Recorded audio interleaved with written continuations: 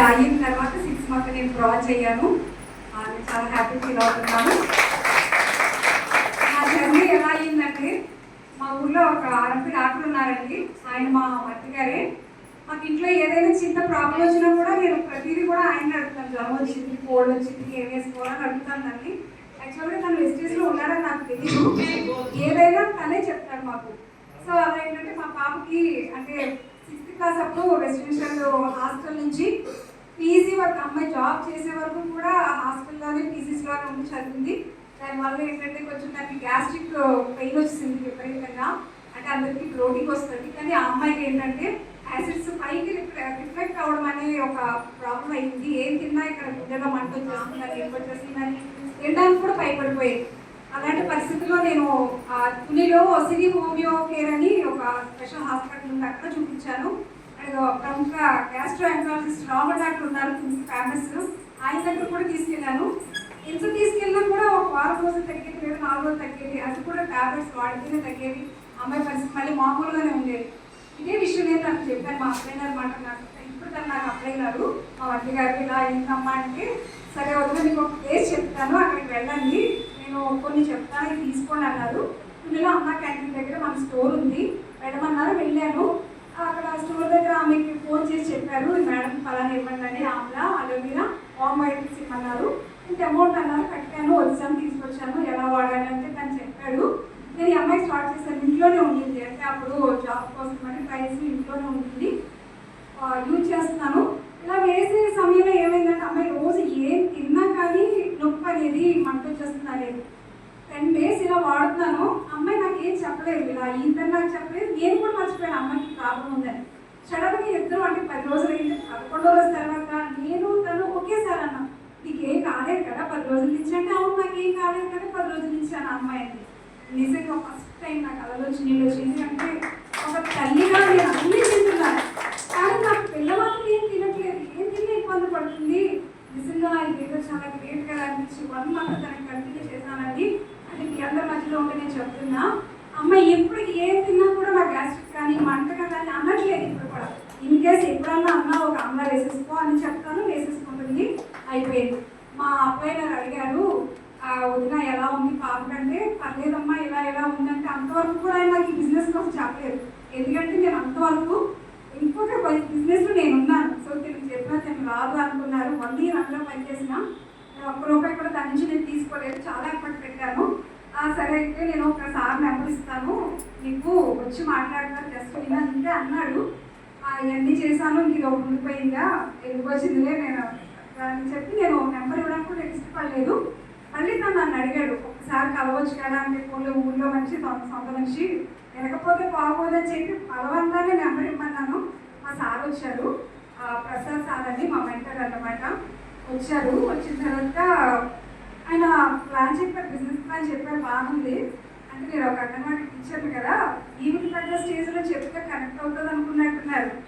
Starting యూట్యూబ్లో BB madam కొట్టి, ఈవిడ అంగన్వాడీ స్కూల్ ఆయమ్మ, ఈవిడ చెప్పి ఇంకా చెప్పారు. అంటే అది కూడా అదే చెప్తున్నారు, ఏ మాటకు వచ్చినా మళ్ళీ చెప్పాకటి రాయమ్మ ఇవి రాయమ్మ ఇవి రాయమ్మ అని చెప్పేసి వెళ్ళారు. రాత్రి నాకు నిద్రపట్టలేదు. ఒక ఆయమ్మే ఎంత చెప్పి తెచ్చుకుంటే ఎంతో కొంత నేను ఇచ్చిందే కదా, నేను తెచ్చుకోలేనని చెప్పి నాకు నిద్రపట్టలేదు.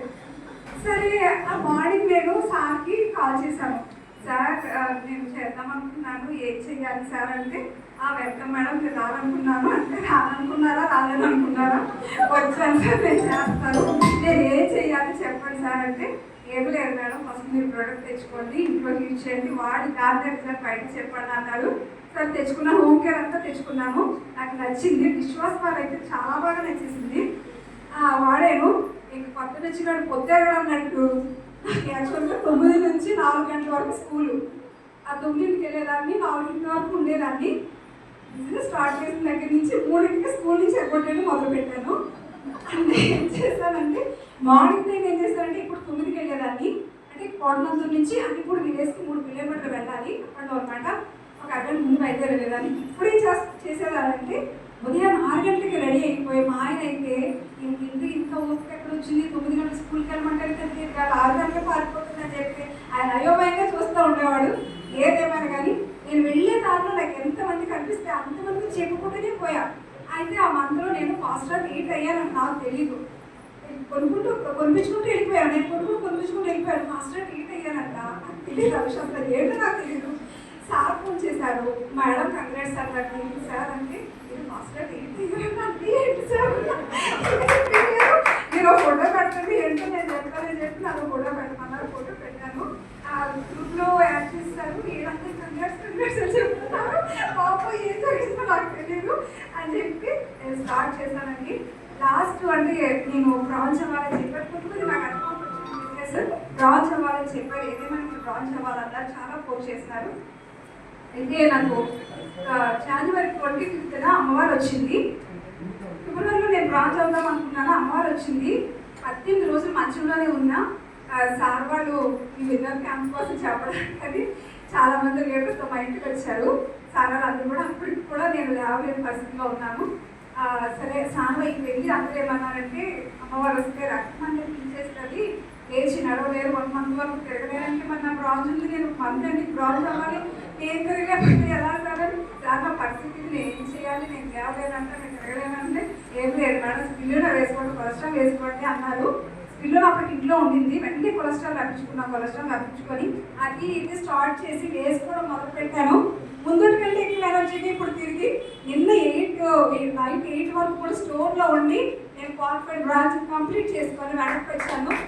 Thank you sir. ఈశ్వర్ పెద్దగా గోల్ ఏంటి సార్ అంటే ఆయమ్మని కూడా నేను బ్రేక్ చేయాలి, అది నా గోల్. నెక్స్ట్ ఉమెన్స్ డేకి క్రౌడ్ అయ్యి ముందుకు వస్తాను కంప్లీట్ చేసుకున్నా. అండ్ ఏంటంటే ఇంకా పెద్దగా గోల్స్ ఏమి లేవు. 1 లక్ష కార్డు సింపుల్గా అంటే ఇప్పుడు ప్రతి ఇంటికి వెళ్ళి వెస్టేజ్ జెండా పాడుతున్నాను. ఆ జెండాలన్నీ కలిపి నేను వెస్టేజ్ వచ్చి అమౌంట్ పెద్ద నా ఇంటి మీద పెద్ద జెండా ఎగరేయాలి. అదే నా గోల్ సార్. Thank you.